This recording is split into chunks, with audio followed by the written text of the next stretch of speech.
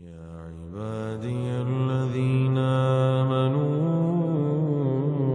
إن أرضي واسعة فإياي فاعبدون كل نفس ذائقة الموت ثم إلينا ترجعون. السلام عليكم ورحمة الله وبركاته.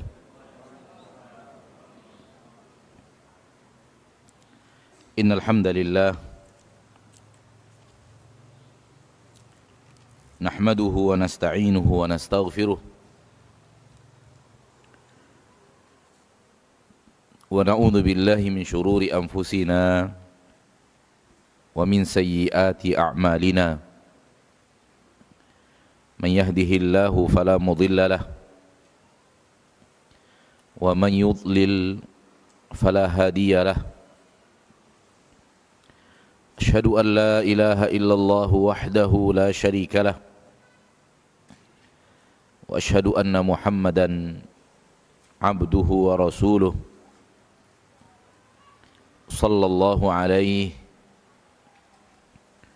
وعلى آله وأصحابه ومن تبعهم بإحسان إلى يوم الدين وسلم تسليما كثيرا. يا أيها الذين آمنوا اتقوا الله حق تقاته ولا تموتن إلا وأنتم مسلمون.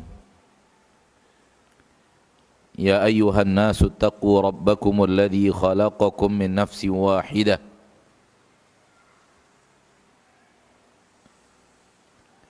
وخلق منها زوجها وبث منهما رجالا كثيرا ونساء واتقوا الله الذي تساءلون به والأرحام إن الله كان عليكم رقيبا. يا أيها الذين آمنوا اتقوا الله وقولوا قولا سديدا يصلح لكم أعمالكم ويغفر لكم ذنوبكم ومن يطع الله ورسوله فقد فاز فوزا عظيما. أما بعد فإن أصدق الحديث كتاب الله وخير الهدي هدي محمد صلى الله عليه وسلم وشر الأمور محدثاتها فإن كل محدثة بدعة وكل بدعة ضلالة وكل ضلالة في النار. معاشر المسلمين معاشر المسلمات الحاضرين والحاضرات المشاهدين والmusyahidat, para pemirsa dimanapun anda berada, rahimani wa rahimakumullah. Mari kita bersyukur kepada Allah tabaraka wa ta'ala, Rabbul Izzati wal Jalalah wa Rabbul Jabaruti wal Malakuti wal Kibriyai wal Azamah, atas segala rahmat dan nikmat yang sangat teramat banyak, rahmat dan nikmat yang tiada tara dan tiada terhingga, yang senantiasa Allah berikan kepada kita di dalam kehidupan kita di permukaan bumi ini. Sebagai seorang muslim dan sebagai seorang muslimah, kita wajib berlatih dan berlatih sampai kita mampu merasakan bahwa setiap hari kita bergelimang dengan rahmat dan nikmat Allah yang tiada tara dan tiada terhingga. Kita wajib berlatih dan berlatih sampai kita benar-benar bisa merasakan bahwa kalau kita hitung nikmat Allah maka tak akan terhitung nikmat Allah tersebut oleh kita. Karena di zaman kita sekarang ini sudah terlalu banyak orang yang hidup yang merasa rahmat dan nikmat Allah yang Allah berikan kepadanya tidaklah banyak. Nikmat yang Allah berikan kepadanya hanyalah sedikit. Padahal Allah tabaraka wa ta'ala mengatakan bahwa nikmat Allah saking banyaknya yang Allah berikan kepada kita, nikmat tersebut tak akan sanggup kita untuk menghitungnya. Wa in ta'uddu ni'matallahi la tuhsuha.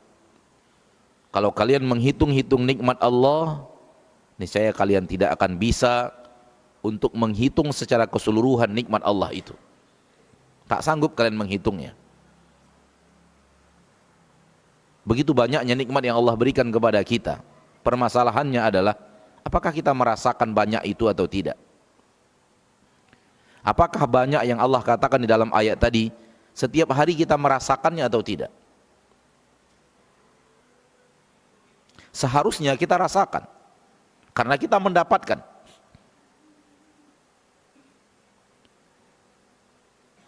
Dan kalau kita bisa merasakannya setiap hari, maka ketika itulah kita bisa bersyukur setiap hari. Karena kata kunci untuk menjadi seorang hamba yang bersyukur adalah menjadi hamba yang pandai melihat rahmat dan nikmat Allah yang Allah berikan kepadanya. Seperti yang tadi kita katakan, kalau kita tidak berlatih sehingga kita tidak mampu merasakan banyaknya rahmat dan nikmat Allah tabaraka wa ta'ala, niscaya kita tidak akan mampu menjadi hamba yang bersyukur. Kalau kita tidak menjadi hamba yang bersyukur, kita menjadi hamba yang kufur. Tidak ada tempat setelah syukur kecuali kufur. La in syakartum la azidannakum. Kalau kalian bersyukur, aku akan tambahkan nikmat kepada kalian. Setelah syukur tidak ada lagi melainkan wala in kafartum. Kalau kalian kufur, kalau tidak syukur, otomatis masuk ke dalam kufur. Dimulai dari kufur nikmat dan akan berakhir dengan kekufuran yang paling dahsyat. Kufur kepada Allah tabaraka wa ta'ala sang pencipta langit dan bumi. Salawat dan salam kepada Nabi kita tercinta, Rasul kita yang mulia, suri tauladan kita Nabi Muhammad bin Abdullah sallallahu alaihi wasallam. Dan beliau adalah uswatun hasanah, suri tauladan yang terbaik untuk manusia, suri tauladan dalam segala sisi kehidupan. Tidak hanya sisi agama dan ketaatan, dan tidak hanya sisi akhirat dan amal saleh, namun segala sisi kehidupan. Rasulullah SAW lah suri tauladan manusia. Karena kepada beliau Allah berikan segala kebaikan. Dan di dalam hidup beliau terkumpul seluruh kebaikan. Salawatu Rabbi wa salamuhu alaih. Ma'asyarul muslimin, ma'asyarul muslimat, rahimani wa rahimakumullah.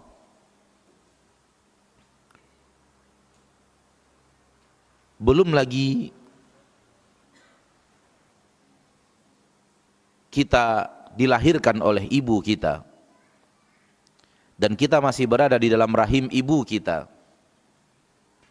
maka Allah tabaraka wa ta'ala telah menentukan hari di mana kita akan meninggalkan kehidupan kita di permukaan bumi. Hari pertama kita hidup di dalam rahim ibu kita, hari di mana ruh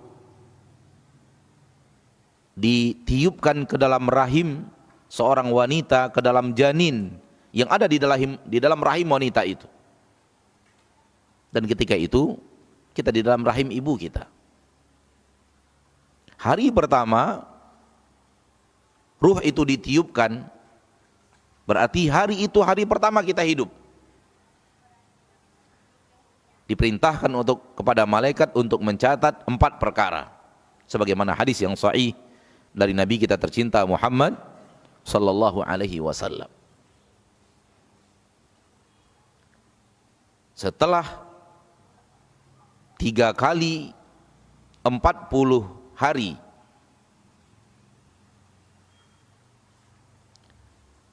maka Allah tabaraka wa ta'ala akan mengutus malaikat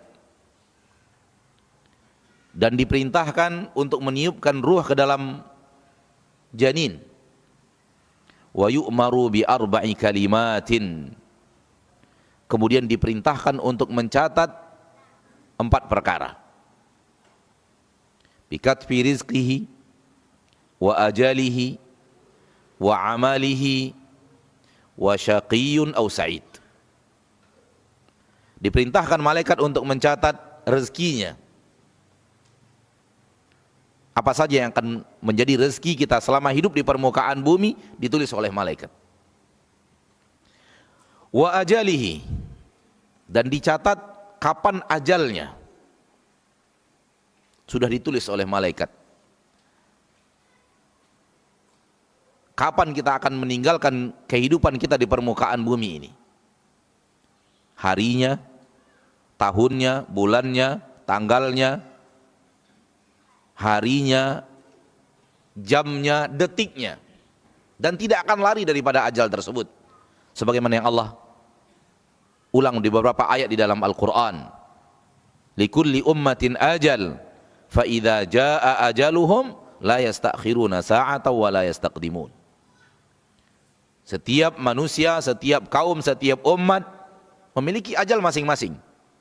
Fa idza jaa ajaluhum, apabila telah datang ajal mereka, la yastakhiruna anhu sa'atan wa la yastaqdimun.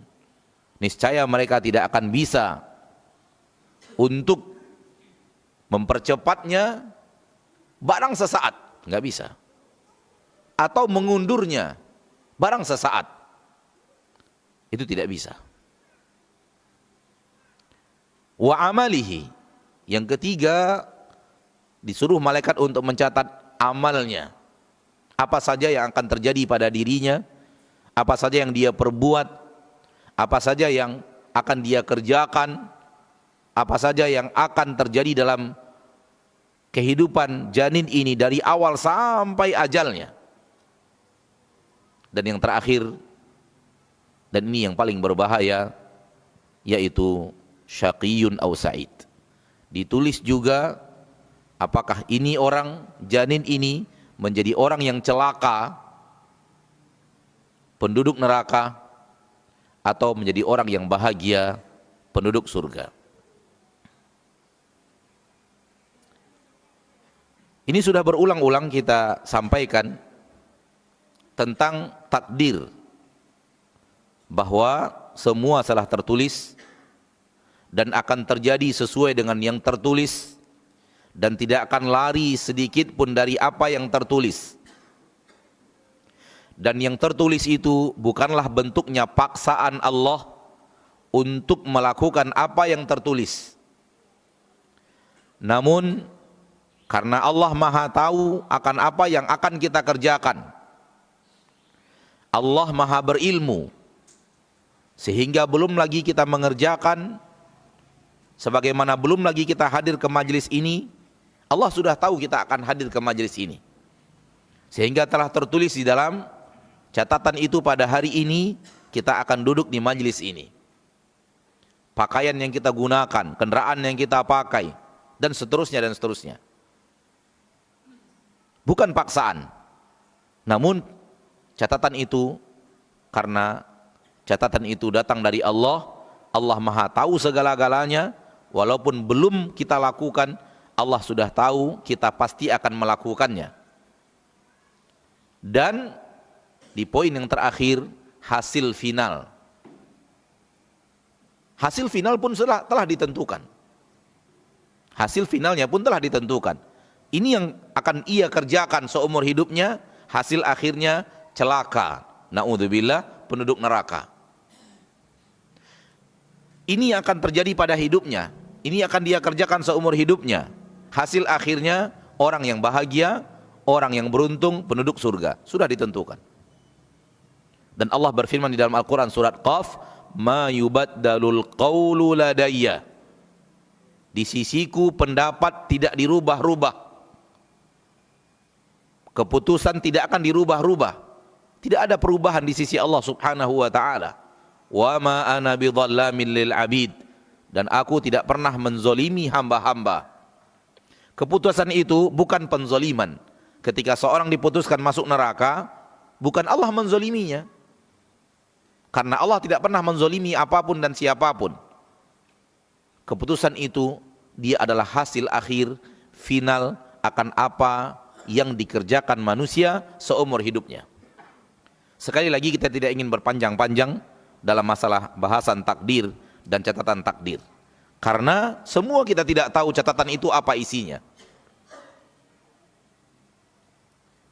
Semua kita tidak tahu catatan itu apa isinya. Jangankan catatan hidup kita apa isinya, 1 jam setelah ini kita akan melakukan apa kita tidak tahu. 2 jam setelah ini kita akan melakukan apa kita tidak tahu. Apalagi besok, apalagi lusa, apalagi tahun yang akan datang. Karena wa ma tadri nafsum madza taksibu ghada, tidak ada seorang jiwa pun yang tahu besok dia akan mengerjakan apa. Boleh jadi dia ingin mengerjakan sesuatu, namun belum tentu yang dia inginkan itu bisa dia kerjakan. Semua kita mengalami hal yang sama. Terkadang kita menginginkan sesuatu untuk kita kerjakan besok, alhamdulillah, dengan izin Allah bisa kita kerjakan. Alhamdulillah, bisa kita realisasikan apa yang kita inginkan. Namun terkadang kita ingin, namun Allah tidak ingin itu terjadi. Sehingga apa yang kita inginkan itu tidak terwujud. Kalau ataupun terwujud, terkadang terwujud tidak sesuai dengan apa yang kita inginkan. Ala kulli hal, ma'asyarul muslimin, ma'asyarul muslimat, kita tidak ingin berpanjang-panjang di dalam catatan takdir karena ini bahasan tersendiri.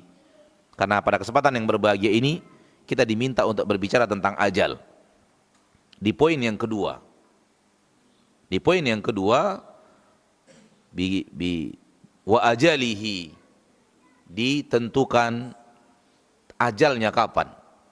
Ditentukan kapan kematian akan datang menjemputnya.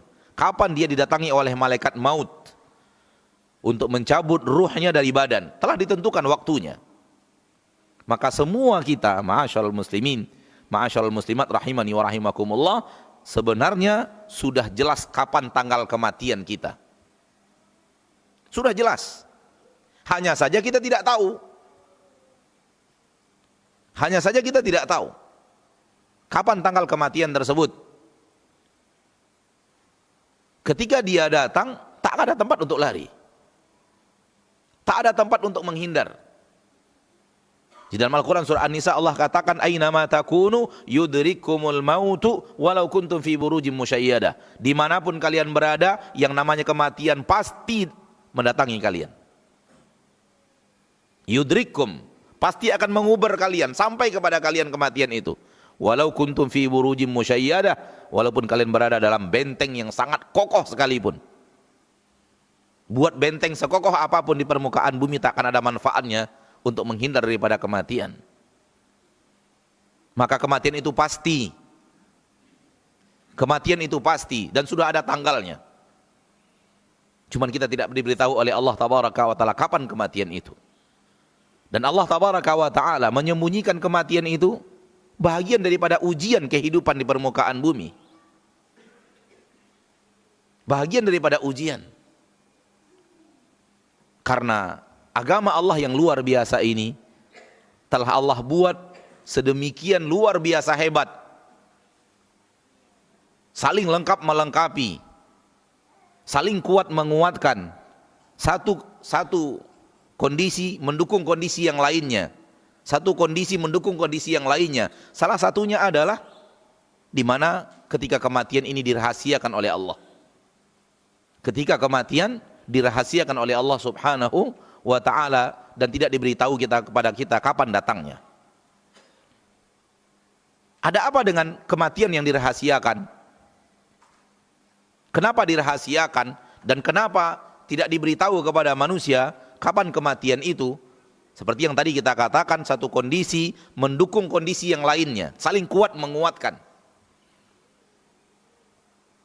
Allah tidak memberitahu kapan kondisi, kapan kita akan dicabut nyawa, karena Allah berkehendak di dalam syariat yang mulia ini, penilaian Allah tentang kita, siapa kita, itu adalah pada saat kita meninggal dunia. Siapa kita sebenarnya? Itu tidak dilihat siapa kita sekarang, apa yang kita lakukan sekarang. Namun siapa kita yang sebenarnya itu dilihat adalah di saat kita diwafatkan oleh Allah. Saat kita diwafatkan oleh Allah itulah penilaian siapa kita sebenarnya. Ini yang saya katakan tadi, bahwa satu kondisi syariat yang ada di dalam agama Allah mendukung kondisi yang lainnya. Sekiranya, ini hanya mengatakan sekiranya dan mustahil akan terjadi, sekiranya Allah beritahu kapan kita akan wafat. Kapan kita akan wafat diberitahu oleh Allah. Kemudian Allah katakan, siapa kalian sebenarnya adalah di saat kalian wafat. Alangkah nikmatnya. Betul tidak? Alangkah lezatnya. Alangkah terlalu entengnya beragama. Sudah ditentukan kita meninggal tanggal sekian, tahun sekian, bulan sekian, tanggal sekian, hari sekian, jam sekian. Sudah diberitahu kepada kita. Lalu diberitahu kepada kita nilai Allah tentang dirimu di saat engkau wafat. Alangkah indahnya, alangkah mudahnya beragama. Sehingga orang menghabiskan waktunya untuk maksiat, detik-detik terakhir hayatnya dia gunakan untuk ketaatan, dan nilainya adalah di saat dia sedang taat itu. Namun kondisi di mana Allah memberikan nilai hasil akhir, sebagaimana yang dikatakan oleh Nabi SAW dalam hadis yang riwayatnya hasan, sebagian ulama menyatakan sahih, innamal a'malu bil khawatim, sesungguhnya amalan manusia tergantung yang terakhirnya. Tergantung yang terakhirnya. Ini yang kita katakan tadi, bahwa nilai kita di sisi Allah, siapa kita sebenarnya di sisi Allah, bukanlah apa yang kita kerjakan sekarang. Tahukah anda wahai muslim, wahai muslimah, sebahagian manusia adalah orang saleh hidup bersama Rasul. Orang saleh hidup bersama Rasul sallallahu alaihi wasallam. Namun hasil akhir kehidupannya penduduk neraka.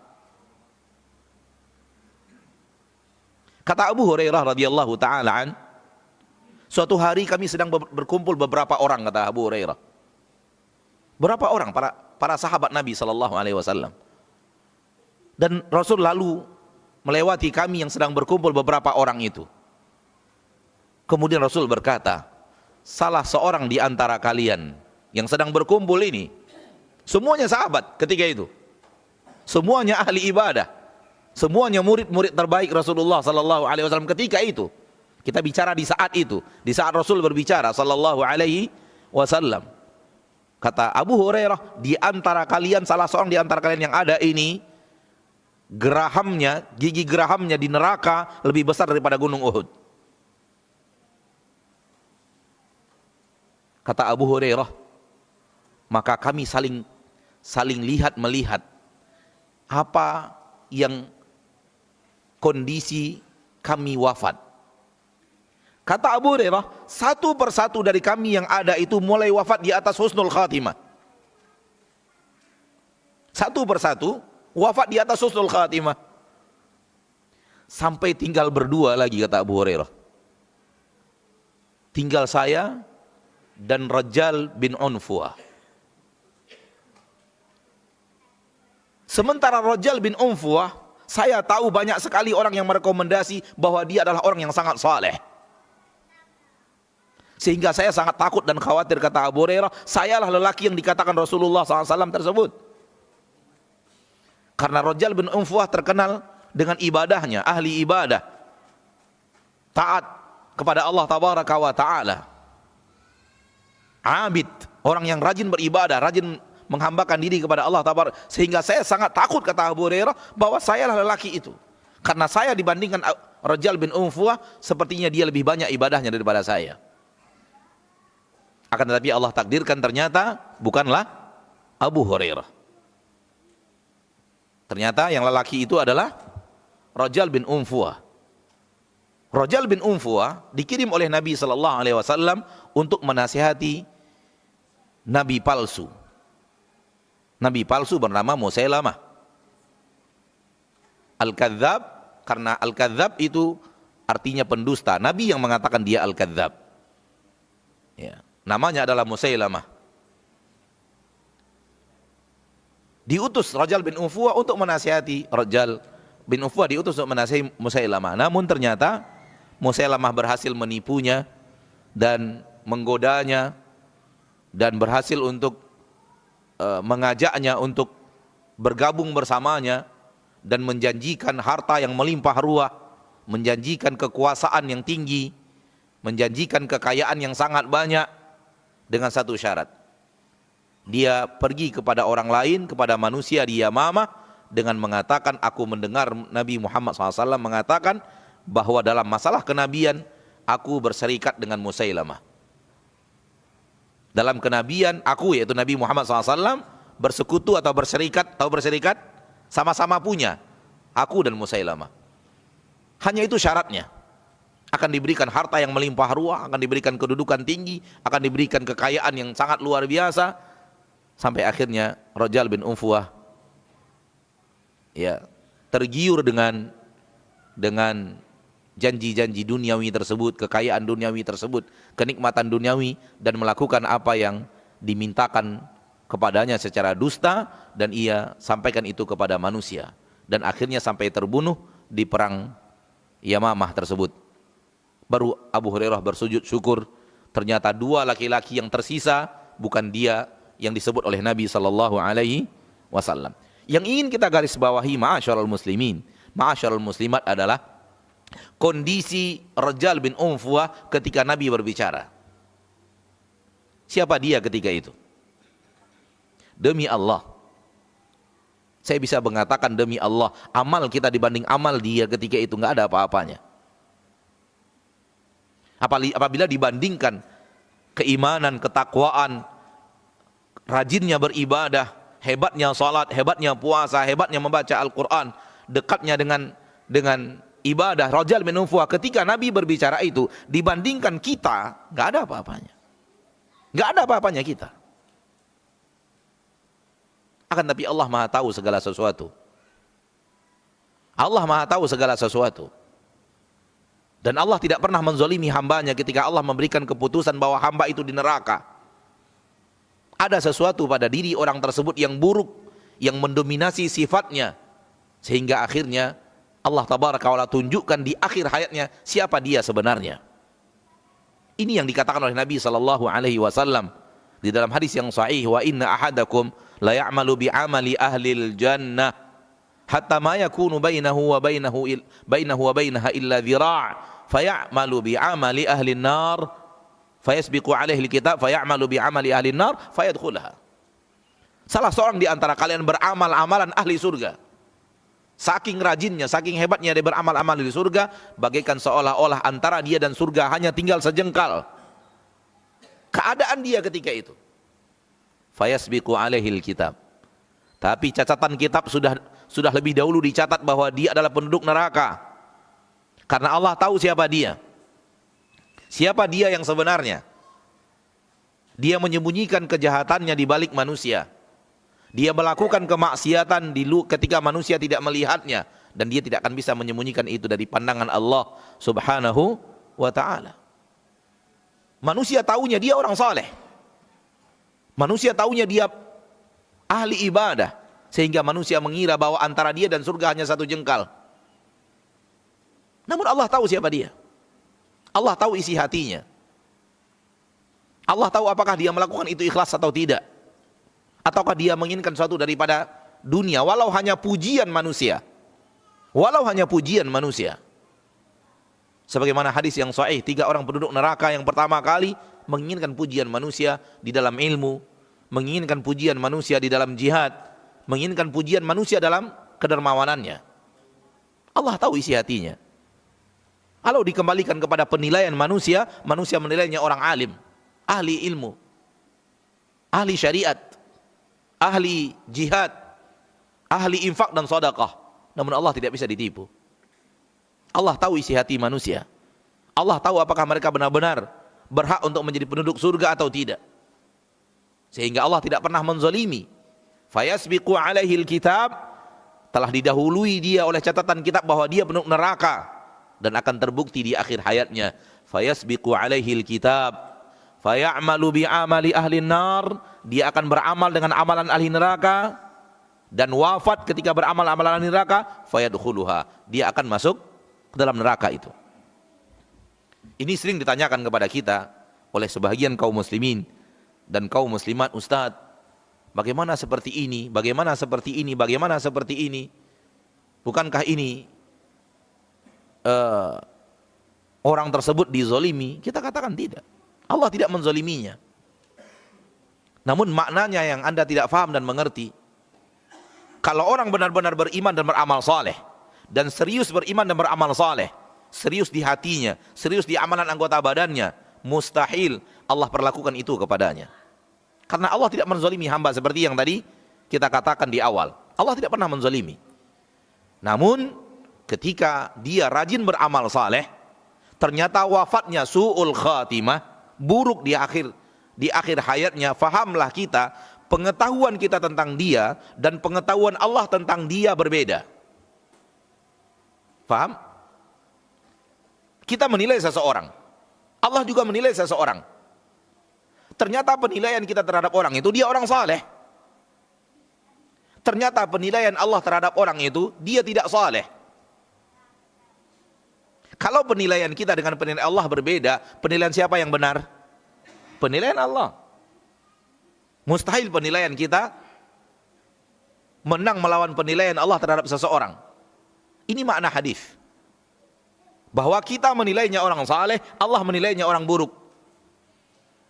Kenapa Allah menilainya orang buruk? Ada sesuatu yang Allah tahu dari dirinya yang kita tidak tahu. Ada sesuatu yang dia lakukan di belakang manusia yang manusia tidak tahu dia melakukan itu. Waliyadzubillah. Sehingga menurut kita dia orang saleh, menurut Allah dia orang taleh, orang yang tidak saleh. Dan Allah tunjukkan di akhir hayatnya bahwa dia tidak saleh seperti ilmu Allah terhadap dirinya. Ma'asyiral muslimin, ma'asyiral muslimat. Sebenarnya saya ingin mengatakan bahwa kita jangan terlena dengan amal soleh kita sekarang. Jangan merasa bahwa apa yang telah kita lakukan, apa yang sudah kita kerjakan, apa yang sudah kita berikan, apa yang sudah kita bangun, apa yang sudah kita usahakan, semua ini pertanda bahwa kita sudah menjadi orang saleh. Tidak ada. Tidak ada jaminan apa yang kita lakukan sekarang bahwa itu akan menjadi pertanda bahwa kita akan wafat di atas husnul khatimah. Tak ada jaminan. Karena seperti yang tadi kita katakan bahwa amalan kita dibanding amalan Rajal bin Unfuah nggak ada apa-apanya. Beliau sholat di belakang Nabi, beliau berpuasa bersama Nabi, beliau berjihad bersama Nabi Sallallahu Alaihi Wasallam. Amalan yang paling tinggi derajatnya yaitu jihad, beliau bersama Nabi Sallallahu Alaihi Wasallam. Siapa kita? Namun lihat bagaimana akhir daripada biografi kehidupan Rajal bin Unfuah. Maka tidak boleh seorang pun tertipu dengan amal soleh yang telah dia lakukan. Karena ini bukanlah final. Finalnya nanti ketika kematian datang menjemput kita. Kita lanjutkan insyaallah ta'ala setelah kita melakukan salat isya berjamaah. Sallallahu wasallam wa baraka wa an'am ala abdihi wa rasulihi Muhammad.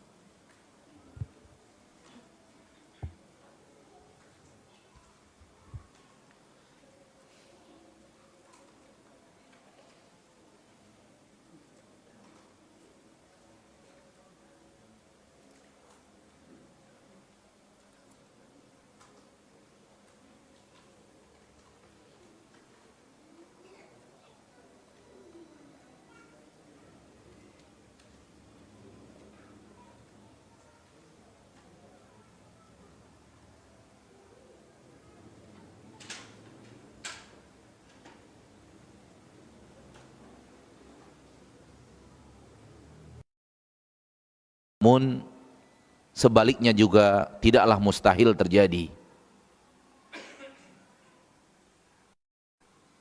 Kita tidak tahu apa yang akan terjadi di depan. Boleh jadi ada godaan, ada rintangan, ada halangan, ada ikhtibar, ibtila dari Allah tabaraka wa ta'ala yang membuat kita tidak bisa bertahan di atas keimanan, tidak bisa bertahan di atas kesolehan, tidak bisa bertahan di atas ketakwaan seperti yang sedang kita lakukan di saat-saat sekarang. Atau ada sebuah godaan-godaan dunia yang besar menghampiri kita sehingga kita terpesona dengan godaan dunia tersebut, dan ketika kita sedang terpesona itulah kematian datang menjemput. Yang seperti ini tidaklah mustahil. Kalau itu tidak mustahil kepada kita yang sekarang ini berada di atas ketaatan, hal yang serupa tidak mustahil kepada mereka yang sedang berada di atas maksiat. Mereka yang sekarang ini berada di atas maksiat, saudara-saudari kita kaum muslimin dan muslimat, hatta orang kafir sekalipun, tidak tertutup kemungkinan bahwa dia wafat di atas kekafirannya itu, di atas kemaksiatannya itu, dan tidak mustahil terjadi sebaliknya. Di akhir hayatnya Allah berikan subhanahu wa ta'ala kepadanya taufik, karena sesuatu yang Allah tahu kebaikan dari dirinya, sehingga Allah menilainya berhak untuk mendapatkan husnul khatimah, dan di akhir hayatnya terjadi perubahan, terjadi sesuatu yang membuat dia meninggalkan maksiat dan kembali kepada taat, meninggalkan jalan-jalan iblis, kembali kepada jalan-jalan sunnah, jalan-jalan Rasulullah sallallahu alaihi wasallam, dan dia mengakhiri hayatnya di atas sunnah Rasulullah SAW tersebut. Oleh karena itu, kita tidak boleh memandang orang yang berbuat maksiat sebelah mata. Tidak boleh menghinakan mereka, karena kita tidak tahu apa yang Allah akhirkan untuknya, apa yang Allah takdirkan hasil akhir untuknya, dan apa yang Allah takdirkan untuk kita. Ketika melihat pelaku maksiat di atas maksiatnya, yang harus kita lakukan adalah bersyukur kepada Allah kita tidak seperti dia, dan memohon perlindungan kepada Allah untuk menjadi orang seperti dia. Bukan untuk menghinakan dirinya, tapi untuk diri kita sendiri. Bahkan orang yang hidup di atas kekafiran, diharamkan kita untuk mengatakan dia penduduk neraka. Haram hukumnya. Kenapa? Karena tidak tahu kita apa yang akan terjadi nanti. Lalu bagaimana dia akan menutup hayatnya, bagaimana dia akan tutup mata, ketika apa dia sedang wafat nanti, sedang bagaimana, kita tidak tahu. Dan hidayah Allah tabaraka wa ta'ala bisa menyapa siapapun, kapanpun dan dimanapun, sesuai dengan yang diinginkan Allah subhanahu wa ta'ala, dan sesuai dengan hikmah dan keadilan Allah yang tidak akan pernah menzalimi siapapun. Maka ikhwani fiddin rahimani wa rahimakumullah, sekali lagi jangan kita tergiur, terpedaya dengan bujuk rayu iblis, merasa diri sudah saleh, merasa diri akan mendapatkan husnul khatimah, merasa diri akan mendapatkan nikmat-nikmat kubur, merasa diri akan dimudahkan hisab di yaumil mahsyar, merasa diri akan mendapatkan catatan kitab di tangan kanan, merasa diri akan mendapatkan cahaya besar di saat Allah menggelapkan padang mahsyar, merasa diri akan kuat untuk berjalan di atas sirat. Ini semua adalah bujuk rayu iblis, yang kalau kita terpedaya dengan bujuk rayu itu akan membuat kita malas beribadah kepada Allah subhanahu wa ta'ala, merasa cukup dengan apa yang telah kita lakukan sekarang. Bahkan tidak sangat tertutup kemungkinan justru iblis bergoda, kemudian berhasil menggoda kita kemudian untuk beramal maksiat, karena merasa amal soleh kita sudah banyak. Na'udzubillah thumma na'udzubillah min dzalik. Di dalam Al-Quran surat Al-Baqarah ayat 132, dan hal yang sama dalam surah Al-Imran ayat 102, Allah tabaraka wa ta'ala berfirman, "Fala tamutunna illa wa antum muslimun." Wala tamutunna illa wa antum muslimun. Jangan kalian wafat, jangan kalian meninggal dunia kecuali dalam keadaan muslim, dalam keadaan orang yang beriman, taat dan patuh kepada Allah subhanahu wa ta'ala. Perintah dari Allah agar kita wafat di atas ketaatan. Dan ini posisi syariat yang dikuatkan lagi oleh kondisi bahwa kita tidak pernah diberitahu kapan kita wafat. Dan kita disuruh wafat di atas Islam. Sementara kita tidak pernah diberitahu kapan kita akan wafat. Sekiranya kita diberitahu kapan kita akan wafat, sangat mudah wafat di atas keislaman. Akhi fiddin, ukhti fiddin. Sekiranya diberitahu oleh Allah, besok setelah maghrib kamu akan wafat. Gerangan apa yang antum akan kerjakan sekarang? Antum akan maksimal dalam ketaatan, maksimal meninggalkan maksiat dan apa yang antum tahu tentang diri antum belum bisa meninggalkan maksiat, antum akan tinggalkan. Sekiranya detik ini diberitahu oleh sekiranya, hanya ilustrasi yang tidak akan mungkin terjadi. Namun sekiranya itu terjadi, yakin dan percaya bahwa malam ini antum tidak akan tidur. Antum akan hiasi dengan ibadah dan ketaatan. Antum akan hiasi dengan istighfar. Antum hiasi dengan sholat malam. Antum hiasi dengan membaca Al-Quran. Antum hiasi dengan memohon ampun sambil menangis kepada Allah atas dosa yang pernah antum lakukan. Antum akan hiasi dengan infak dan sedekah. Antum akan hiasi dengan wakaf. Antum akan hiasi dengan aneka ragam ketaatan sampai datangnya besok tanggal jam yang ditentukan oleh Allah bahwa antum akan diwafatkan. Fahami ini seperti itu. Ayat ini, jangan kalian wafat kecuali dalam keadaan Islam, fahami seperti itu. Yaitu untuk menanti datangnya kematian, ibadahlah dan beribadahlah dan beribadahlah. Lakukan ketaatan demi ketaatan demi ketaatan demi ketaatan. Lakukan ketaatan setelah ketaatan setelah ketaatan. Agar apa? Agar kematian yang datang, yang tidak pernah diberitahu ketika dia datang, Anda sedang dalam keadaan ibadah dan taat kepada Allah Subhanahu wa ta'ala. Maka istiqamah di atas ketaatan bertujuan agar ketika kematian yang Allah tentukan datang kepada kita, kita sedang di atas ketaatan.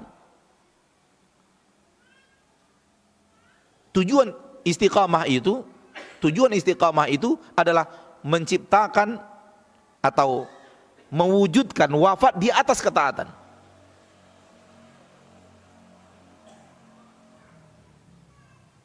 Karena ketika orang hari-harinya penuh dengan ketaatan, seorang muslim, seorang muslimah yang hari-harinya diisi dengan ketaatan, setelah ketaatan ini dia beristirahat, dia lakukan ketaatan yang berikutnya, setelah ketaatan berikutnya dia pindah kepada taatan berikutnya, dia pindah kepada ketaatan berikutnya, dan begitu seterusnya.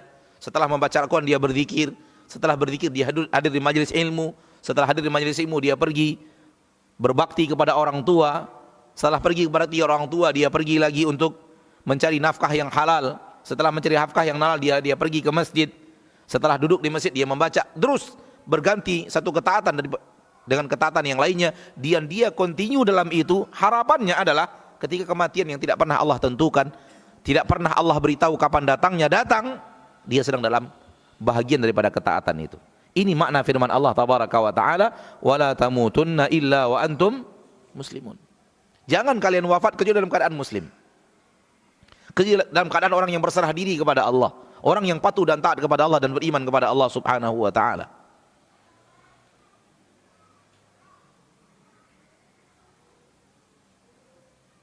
Boleh jadi tidak tertutup kemungkinan, ya, dan pernah terjadi pada diri kita.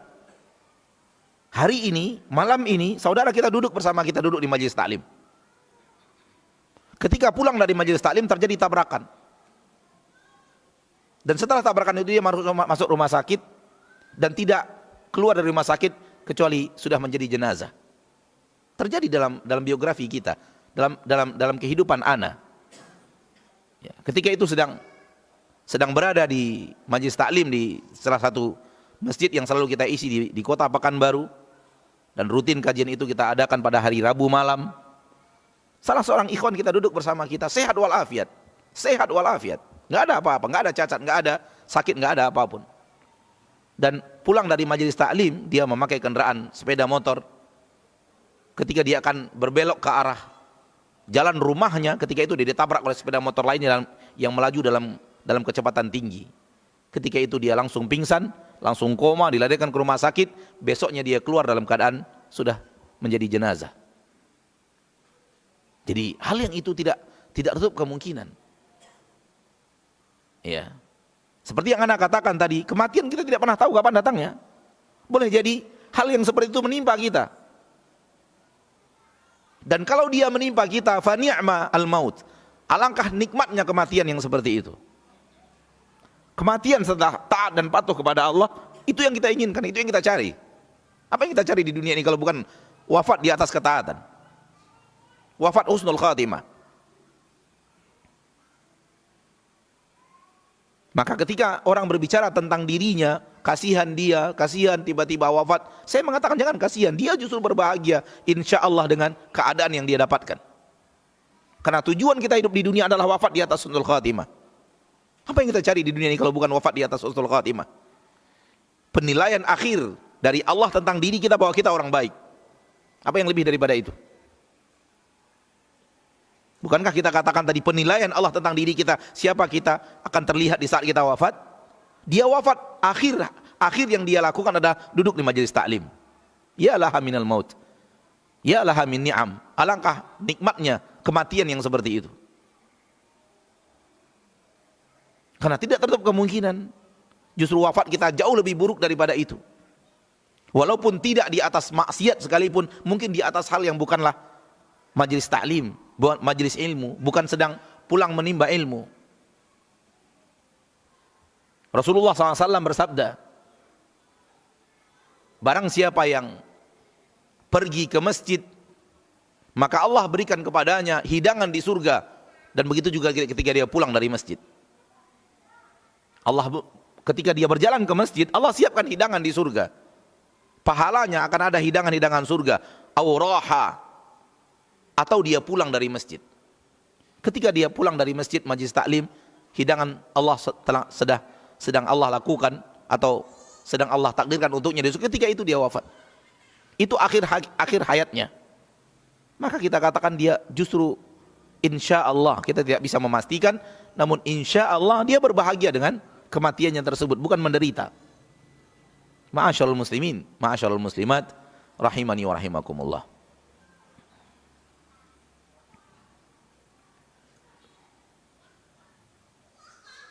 Di dalam Al-Quran, surat Al-Munafiqun, ayat 10, Allah tabaraka wa ta'ala berfirman, wa anfiqu mimma razaqnakum min qabli an ya'tiya ahadakumul maut fayaqula rabbi laula akhartani ila ajalin qarib fa asaddaqa wa akum minas salihin wa la yu'akhirallahu nafsan idza jaa ajaluha wallahu khabirum bima wa la yu'akhirallahu nafsan idza jaa ajaluha wallahu khabirum bima ta'malun.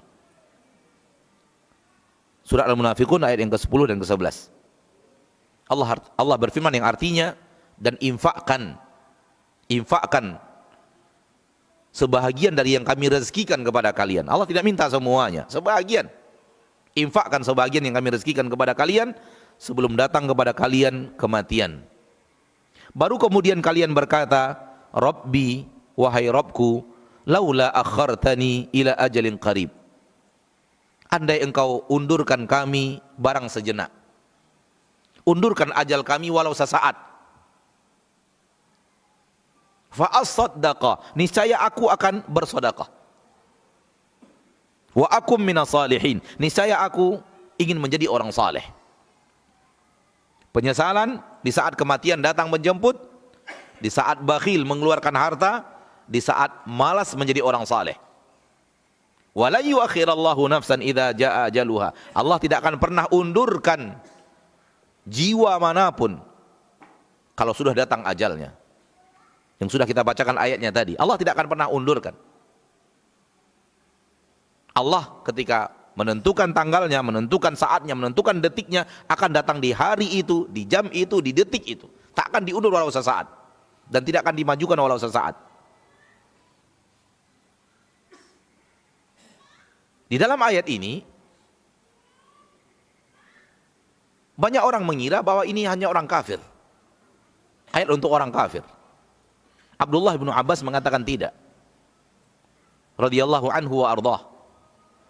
Beliau pernah berkata radhiyallahu taala anhu wa ardhahu, siapapun muslim yang dia memiliki harta bisa untuk membawanya haji, namun dia tidak lakukan, atau dia memiliki harta yang wajib atasnya zakat namun dia tidak lakukan, maka ketika wafat nanti dia akan minta diundurkan kepada Allah. Dia termasuk orang yang akan minta kepada Allah untuk diundurkan ajalnya dari waktu yang telah Allah tentukan. Berkata sebagian kaum muslimin kepada Abdullah bin Abbas, ya Abdullah, ittaqillah, innama hiya lil kufar.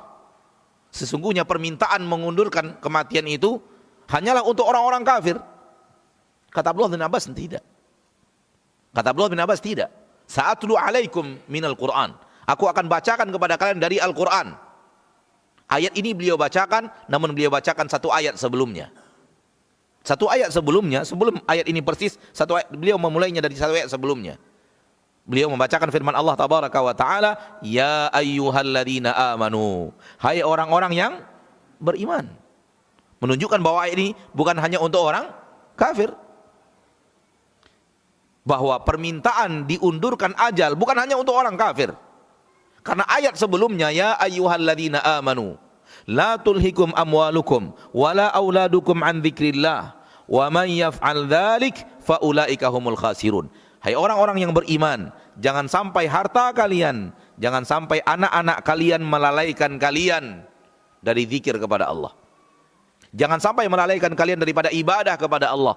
Wa man yaf'al dzalik, barang siapa yang melakukan itu, lalai dari zikir dan ibadah kepada Allah karena harta, lalai dari zikir dan ibadah kepada Allah karena anak dan keturunan, yang melakukan itu faulaika humul khasirun. Mereka adalah orang-orang yang merugi. Langsung disambut oleh ayat yang bercerita tentang mereka minta diundurkan ajalnya kepada Allah Subhanahu wa taala untuk mensedekahkan hartanya, menginfakkan hartanya menjadi orang saleh. Berarti ayat ini tidak hanya untuk orang kafir berlakunya. Berlaku juga untuk orang mukmin yang orang-orang Islam yang tidak saleh, yang berada di atas kemaksiatan. Dan tidak tertutup kemungkinan, wal'iyadzubillah, na'udzubillah, thumma na'udzubillah menimpa kita.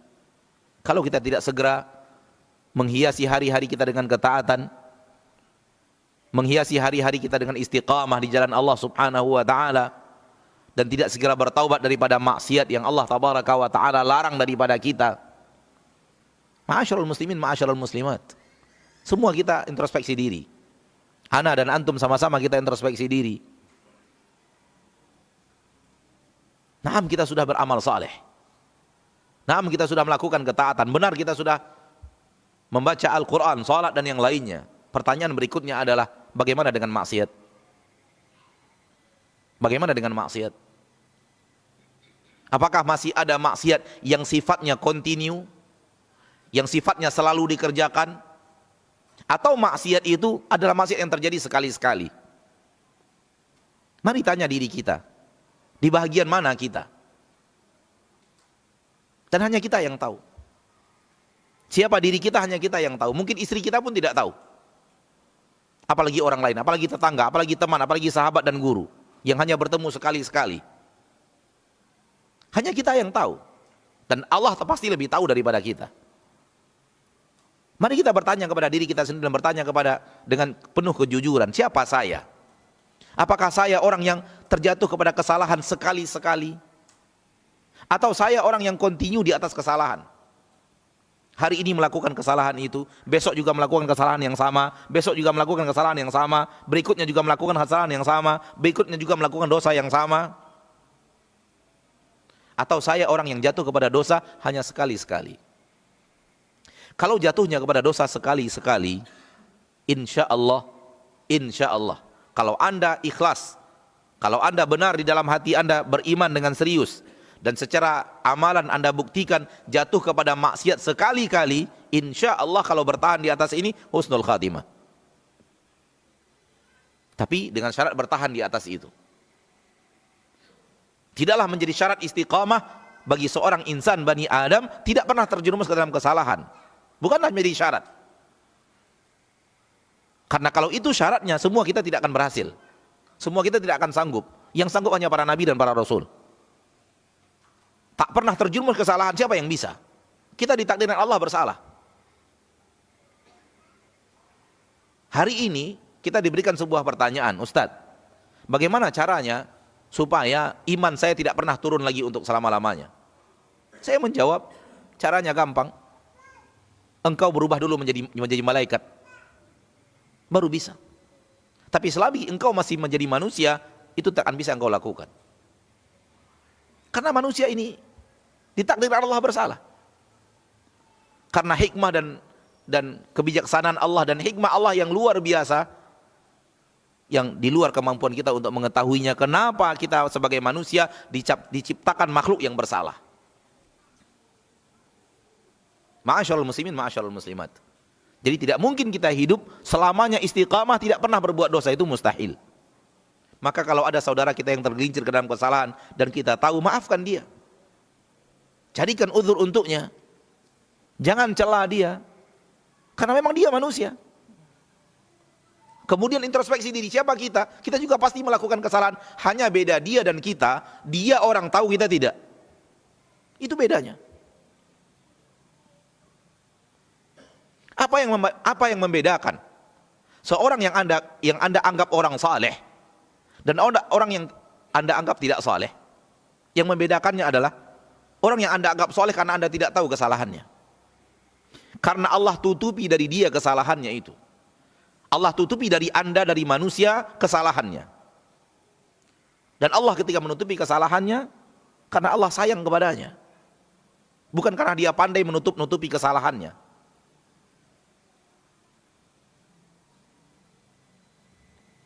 Kalau antum diketahui orang dosa-dosa antum, berani antum berbicara di depan manusia seperti sekarang ini? Berani? Mustahil berani. Kalau Allah buka tutup yang selama ini menutupi dosa-dosa antum, berani duduk di depan manusia? Berani ngobrol dengan kawan-kawan? Maka jangan pernah menderasa diri orang saleh. Diri kita penuh maksiat, akui itu. Dan berharaplah Allah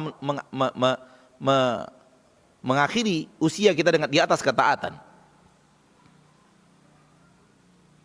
Kalau memang kita sudah berusaha menjadi orang saleh secara batin, kita benar-benar serius, secara amal saleh, secara anggota tubuh kita benar-benar serius, dan terjatuhnya kepada maksiat hanya sekali-sekali, maka insya Allah kalau bisa bertahan di atas itu, kita insya Allah di atas husnul khatimah. Namun yang parah adalah kalau kita tahu diri kita melakukan maksiat berulang-ulang dan tidak bertaubat. Melakukan maksiat konsisten di atas maksiat dan tidak bertaubat. Kalau kita tahu diri kita, bahagian yang kedua berbahaya. Dengarkan firman Allah berikut ini di dalam Al-Quran surat An-Nisa. Innamat taubatu 'ala Allahi lilladzina ya'maluna as-su'a bijahalah thumma yatubuna min qarib faulaika yatubullahu 'alaihim wa kana Allahu 'aliman hakima. Wa laysatit taubatu lilladzina ya'maluna as-sayyi'at hatta idza hadara ahadahumul maut qala inni tubtul an. Taubat baru akan Allah berikan kepada orang-orang yang berbuat satu kesalahan. Satu kesalahan. Allah menyebut satu kalimat, satu salah, as-su. Tsumma yatubuna min qarib, kemudian mereka segera bertaubat. Satu kesalahan dan dia bertaubat. Kemudian dia bertaubat, terjadi lagi satu kesalahan, kemudian dia bertaubat. Segera bertaubat dan berjalan di atas taubat, karena dia manusia, terjadi lagi salah lagi, taubat lagi. Ini taubatnya orang yang beriman. Ini melakukan kesalahannya orang yang bertakwa. Ini melakukan kesalahannya orang yang mukmin. Kesalahannya terjadi sekali-sekali dan dia segera bertaubat. Dan orang yang serius taubatnya akan bertahan di atas taubat sampai terjadi lagi kesalahan itu di waktu yang seterusnya. Namun bukan berkelanjutan. Oleh karena itu Allah menggunakan satu kesalahan. Ayat berikutnya, walaisatit taubatu lilladzina ya'maluna as-sayyi'at. Dan tidaklah taubat untuk orang yang melakukan kesalahan. Melakukan dosa dan dosa. Itu tidak, taubat bukan untuk mereka. Allah gunakan kalimat jamak menunjukkan bahwa dia selalu dilakukan, selalu dikerjakan. Hari ini dikerjakan pagi, siang dikerjakan lagi, sore dikerjakan lagi, malam dikerjakan lagi. Atau hari ini dikerjakan, besok dikerjakan, besok dikerjakan, besok dikerjakan. Itu namanya sayyiat, kesalahan yang terjadi setelah kesalahan, kesalahan yang terjadi setelah kesalahan. Allah katakan tidak Allah berikan taubat. Orang yang seperti ini tidak Allah berikan taubat. Hatta idza hadara ahadahumul maut, sampai salah seorang di antara mereka datang kepadanya kematian, qala inni tubtul an, baru dia berkata, aku mau taubat sekarang. Akhi fiddin, kematian datang kepada manusia, dua kelompok manusia. Kelompok yang pertama husnul khatimah, dan kelompok yang kedua su'ul khatimah. Tinggal kita bertanya kepada diri kita, tinggal kita introspeksi diri kita masing-masing, kita di kelompok yang mana. Semoga kita bisa jujur kepada Allah. Kan karena jujur yang terpenting itu, jujur yang benar itu adalah Anda jujur kepada Allah dalam bermuamalah. Adapun manusia, biarkan mereka dengan pendapat mereka, biarkan mereka dengan penilaian mereka. Kalau Anda merasa diri Anda adalah kelompok yang pertama, sehebat apapun manusia memujimu sebagai orang saleh, tak ada gunanya. Maaf, kalau Anda adalah kelompok yang kedua, kelompok yang selalu melakukan kesalahan, dosa dan dosa, sehebat apapun orang memujimu, engkau adalah orang saleh, tak ada gunanya. Tak ada arti pujian manusia itu. Tak menghalangi satu langkahmu ke neraka.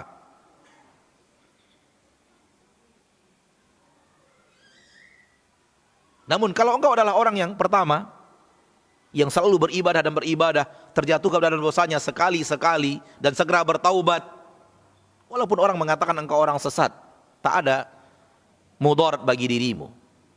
Berlanjutlah, bertahanlah di atas ketaatan itu. Maka saudara-saudariku kaum muslimin dan muslim, mari introspeksi diri. Agama ini kita pelajari untuk kita amalkan. Agama ini kita dengarkan untuk kita kerjakan, bukan untuk sekedar pengetahuan. Kita belajar untuk membenahi amal. Kita berilmu, mencari ilmu untuk memperbaiki amal kita yang salah. Maka introspeksilah diri, bagaimana kita dengan ketaatan. Apakah continue? Introspeksi diri bagaimana kita dengan kemaksiatan, apakah continue atau tidak.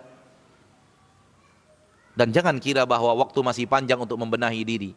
Tak ada yang tahu, apalagi di zaman kita sekarang, masa akhir zaman di mana kematian banyak sekali cara untuk datang mendadak. Di zaman dahulu sedikit sekali kematian datang mendadak, itu sedikit sekali variasi sebabnya. Di zaman kita sekarang luar biasa banyak. Sehingga sangat tidak tertutup kemungkinan bahwa kita yang bertemu di masjid ini tidak akan bertemu lagi untuk selamanya. Maka mari saya menghimbau diri sendiri dan kita kaum muslimin dan muslimat rahimani wa rahimakumullah yang hadir di majelis pada kesempatan kali ini, ataupun yang mendengarkan tausiah langsung dimanapun Anda berada, mari introspeksi diri, mari benahi. Ya, bayangkan sekiranya na'udzubillah kalau su'ul khatimah yang kita dapatkan, kita belum berbenah, kita masih mengundur-ngundur, nantilah, nanti saya akan bertaubat, nanti saya akan beramal saleh. Sementara kematian datang sebelum kesempatan untuk berbenah itu datang. Na'udzubillah, tsumma na'udzubillah min dzalik. Salah satu yang diajarkan oleh Nabi SAW dalam hadis yang hasan, riwayat Imam Tirmidzi dan yang lainnya, Rasulullah SAW bersabda, Salli salata muwaddi'. Salatlah engkau bagaikan salat yang akan meninggalkan dunia. Salatlah engkau bagaikan orang salat yang setelah salat ini dia akan pergi meninggalkan dunia. Kalau engkau bisa salat seperti itu, seolah-olah engkau akan meninggalkan dunia, engkau akan serius melakukan salat. Engkau akan khusyuk dalam munajatmu kepada Rabbmu. Engkau akan serius minta ampun kepada Allah karena engkau akan segera meninggalkan dunia. Inilah orang yang selalu hadir di dalam hatinya bahwa dia akan wafat, dia pasti akan datang kematian kepadanya, dan entah kapan datang, namun dia selalu bersiap akan membuat amalnya lebih baik karena dia melakukan persiapan untuk datangnya hari keputusan siapa dia sebenarnya. Dan ketika dia wafat itulah orang tahu siapa dia yang sebenarnya. Dan kita benar-benar iri kepada saudara-saudara kita yang hidup bersama kita, duduk bersama kita, bersahabat dengan kita, duduk baring bercerita bersama kita, di aktivitas harian kita, dan sekarang mereka telah mendahului kita. Dan ketika mereka mendahului kita, mereka wafatnya di atas husnul khatimah. Kita lihat dia wafatnya di atas ketaatan. Sungguh kita iri kepada mereka.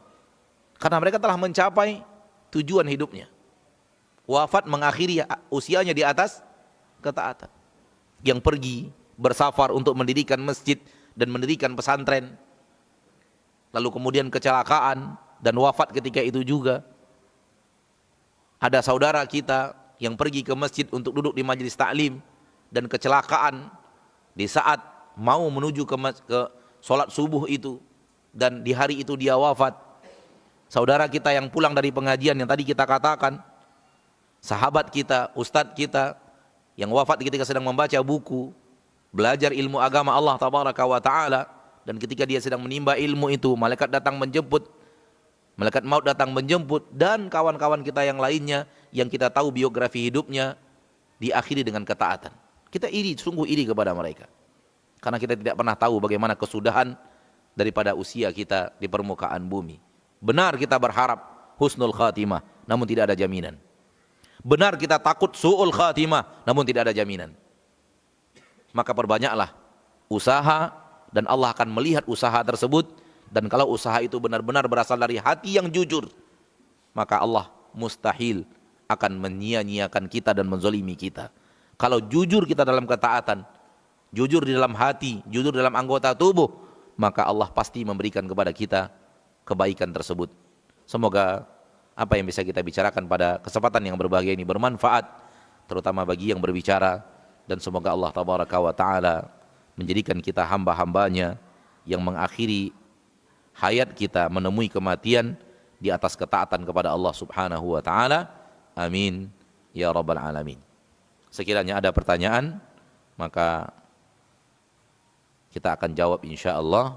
Sekiranya ada di antara ikhwan atau akhwat yang hadir pada malam hari ini memiliki pertanyaan dan kita mengetahui jawabannya dari ayat-ayat Allah atau hadis-hadis Rasulullah sallallahu alaihi wasallam, maka kita tunggu beberapa saat sekiranya ada yang ingin ditanyakan.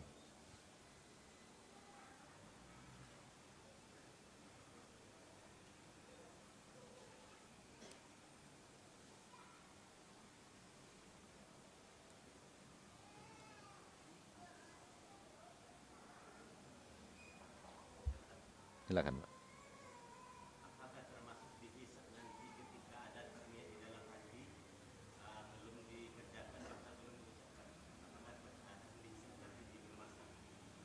Ulangi, Pak. Apakah nanti dihisab ketika ada niat di dalam hati kita, belum kita kerjakan atau belum kita bahkan belum kita ucapkan, apakah termasuk akan dihisab di masa nanti? Boleh saya tanya sedikit? Niat itu yang baik atau yang buruk? Baik atau buruk? Baik. Nah, pertanyaan dari saudara kita, saya minta ulang. Saya takut ketinggalan kalimat baik atau buruknya. Ternyata memang sengaja tidak disebut. Apakah akan dihisab nanti di yaumil mahsyar ketika sudah ada niat di dalam hati untuk melakukan sesuatu namun tidak jadi dikerjakan? Itu pertanyaannya. Saya minta ulang sekali lagi karena saya khawatir ada yang tertinggal dari pertanyaannya. Baik atau buruk? Niat itu kan ada dua. Niat baik tak jadi dikerjakan, niat buruk tak jadi dikerjakan. Saya minta ulang, ternyata pertanyaannya dua-duanya. Nah, barakallahu fiik. Semua yang kita kerjakan dihisab. Dari yang terkecil sampai yang terbesar. Semua yang kita lakukan, yang terkecil sampai yang terbesar dicatat. Semua yang kita lakukan itu kita baca. Ada dalam catatan kitab kita hadir. Termasuk yang tadi, niat di dalam hati ingin melakukan sesuatu, baik atau buruk. Dan semua itu akan kita ingat. Akan kita ingat, akan tertulis, akan kita baca, akan dihisab. Karena Allah mengatakan, fayunabbi'ukum bima kuntum ta'malun. Qul innal mauta alladhi tafirruna min fa innahu mulaqikum thumma turadduna ila alimil ghaibi wa syahada fayunabbi'ukum bima kuntum ta'malun. Baris akhirnya, bagian pertamanya kematian sebagaimana yang tadi kita bahas. Bagian akhirnya, thumma turadduna ila alimil ghaibi wa syahada, kalian dikembalikan kepada Allah yang mengetahui yang gaib dan yang tidak gaib, yang tersembunyi dan tidak tersembunyi, di hati atau di amal badan, ada orang atau tidak ada orang, Allah tahu semuanya. Fayunabbi'ukum bima kuntum ta'malun. Lalu Allah beritahu kepada kalian apa yang kalian kerjakan. Inilah dia yaumul hisab.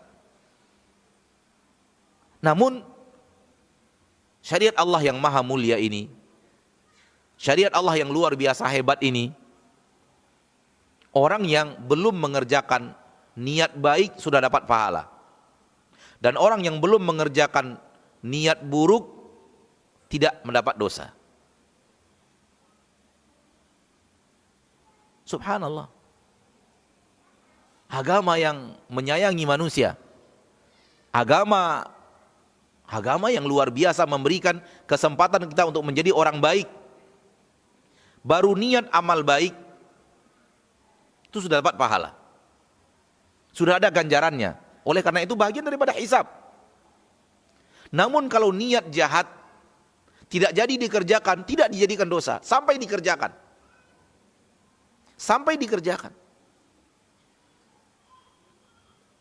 Dan yang kalau niat baik tadi yang sudah diniatkan itu jadi dikerjakan, maka pahalanya dilipat gandakan jadi 10. Satu kesolehan, satu amal baik yang dia kerjakan bagaikan dia telah mengerjakan 10 kebaikan seperti itu.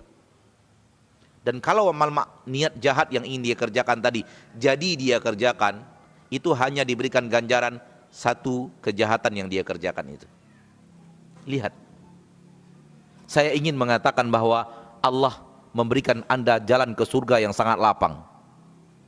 Allah ingin melapangkan kepadamu jalan ke surga. Satu niat baik tak jadi dikerjakan dapat pahala. Satu niat buruk tak jadi dikerjakan tidak ada dosa. Satu niat baik jadi dikerjakan bagaikan 10 pekerjaan. 10 melakukan 10 ketaatan. Satu niat buruk dikerjakan hanya satu keburukan. Namun semuanya kalau ditanya apakah menjadi sesuatu yang dihisab di yaumil mahsyar, menjadi sebuah catatan yang akan kita baca, jawabannya ya. Allah tabaraka wa taala berfirman, "Faman ya'mal mithqala dzarratin khairan yarah wa man ya'mal mithqala dzarratin syarran yarah." Mithqal dzarrah itu adalah hal yang terkecil dari sesuatu. Dzarrah itu adalah hal yang terkecil dari sesuatu. Maka niat bagian daripada hal yang terkecil dari amal. Maka akan dilihat di hari akhirat. Siapapun yang melakukan kebaikan, dia akan melihatnya. Siapapun yang melakukan keburukan, dia akan melihatnya. Sehingga masuk di dalam amal kita. Niat itu sudah bagian daripada amal kita. Wallahu ta'ala a'la wa a'lam bis-shawab.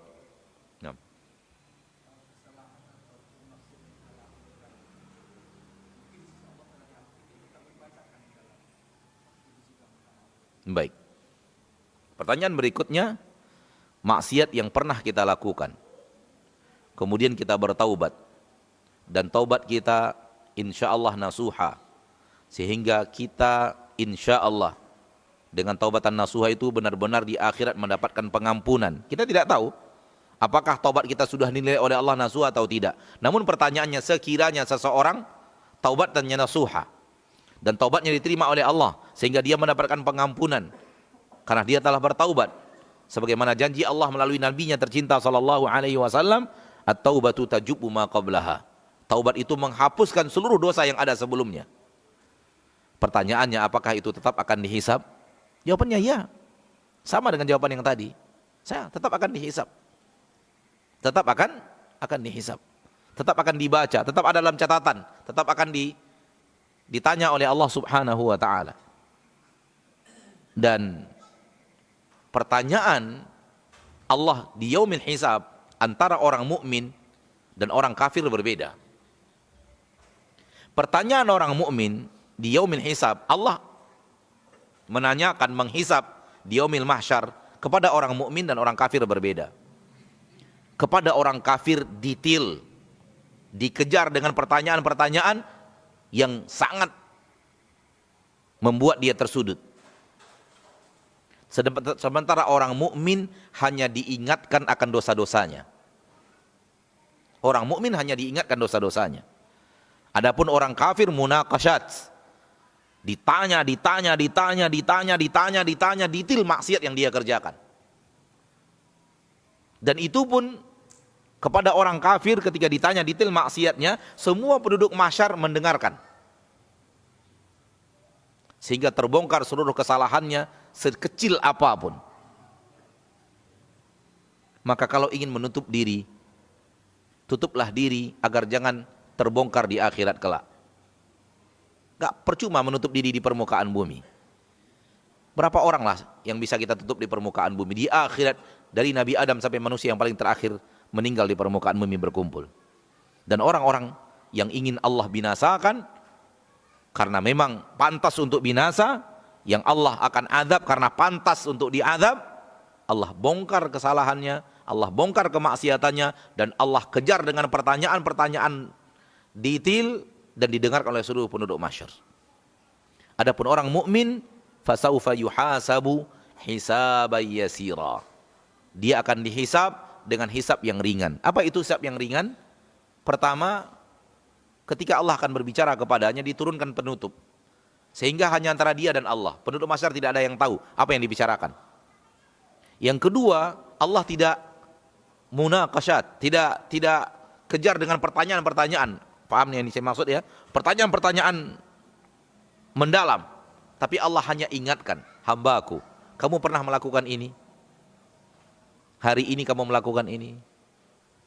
Hamba itu mengatakan, benar wahai Rabb, saya lakukan itu. Kamu pernah melakukan ini? Kamu pernah melakukan ini? Kamu pernah melakukan ini? Kamu pernah melakukan ini? Berapa yang kita lakukan sudah? Berapa maksiat kita sudah? Saking banyaknya maksiat kita, wallah kita tidak ingat lagi maksiat itu. Saking banyaknya. Dan satu persatu maksiat bagi orang mukmin yang akan mendapatkan ampunan Allah di akhirat, satu persatu diingatkan dia akan maksiatnya itu oleh Allah. Kamu melakukan ini kan? Kamu melakukan ini. Kamu melakukan ini. Kamu melakukan ini. Kamu melakukan ini. Ini hisab yang ringan itu. Ini dia hisab yang ringan, ma'asyarul muslimin wal muslimat. Berarti dosa-dosa walaupun kita sudah bertaubat, tetap diingatkan, kamu melakukan ini, kamu melakukan ini, kamu melakukan ini, kamu melakukan ini. Berapa dosa kita? Berapa dosa mata? Berapa dosa lisan? Berapa dosa pendengaran? Berapa dosa tangan? Berapa dosa kaki? Berapa dosa kulit? Berapa dosa hati? Berapa kesalahan kita kepada orang tua? Berapa kesalahan kita kepada istri dan suami? Berapa kesalahan kita kepada teman? Berapa kesalahan kita kepada tetangga? Beraneka ragam. Diingatkan, kamu melakukan ini, kamu melakukan ini, kamu melakukan ini. Dan karena orang yang beriman, sehebat apapun dia beriman, tetap melakukan kesalahan, banyak kesalahan yang akan disampaikan oleh Allah kepadanya. Sehingga kata Nabi SAW, orang yang beriman pun merasa dirinya hancur. Merasa dirinya akan diadab oleh Allah Subhanahu wa taala karena terlalu banyak dosa yang pernah dia kerjakan di permukaan bumi. Sehingga timbul rasa takut yang luar biasa. Timbul rasa cemas yang luar biasa bahwa dia akan diadab. Ketika itulah datang kemudahan. Ketika itulah datang kegembiraan. Ketika itulah datang kabar gembira. Kabar gembira yang paling lezat ketika kita sangat takut. Kelapangan yang paling lezat pada saat kita sangat khawatir, cemas.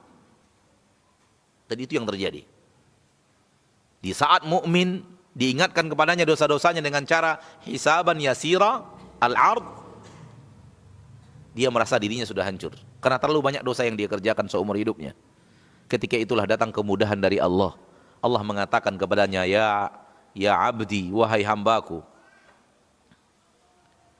inni qad satartuha laka fid dunya wa ana aghfiruha lakal yaum.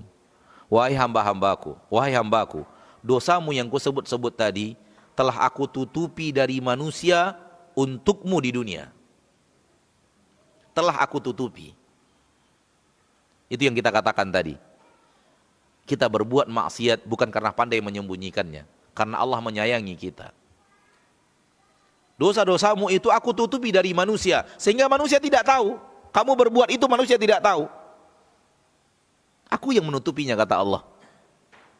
Karena Allah ketika mau membukanya, gampang bagi Allah membukanya. Innallaha ala kulli syai'in qadir. Aku tutupi dari manusia, dan hari ini aku ampuni dosa-dosamu itu. Wallahu ta'ala a'la wa a'lam bis-shawab.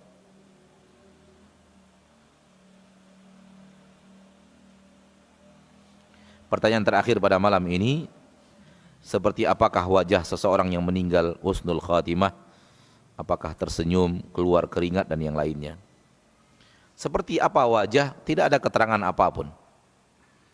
Yang kita tahu seperti apa wajah, tersenyum dan yang lainnya kita tidak tahu. Namun soal keluar keringat itu bukan wajah ya, tapi bahagian jidat. Di bahagian jidat, di bahagian kening itu berkeringat. Salah satu ciri husnul khatimah. Salah satu ciri daripada ciri husnul khatimah adalah araqul jabin. Ada keringat di kening pada saat wafat. Jadi kalau ada orang mukmin yang saleh, kita tahu dia saleh, dan ketika dia wafat, kita melihat ada keringat yang mengucur atau basah di bagian jidatnya, maka ini indikasi ciri-ciri dia wafat di atas husnul khatimah. Nabi SAW bersabda dalam hadis yang sahih, wal mu'minu yamutu bi'araqil jabin. Wal mu'minu yamutu bi'araqil jabin. Dan orang mukmin wafat dengan keringat di jidat. Tapi itu salah satu cara, salah satu indikasi saja. Salah satu indikasi.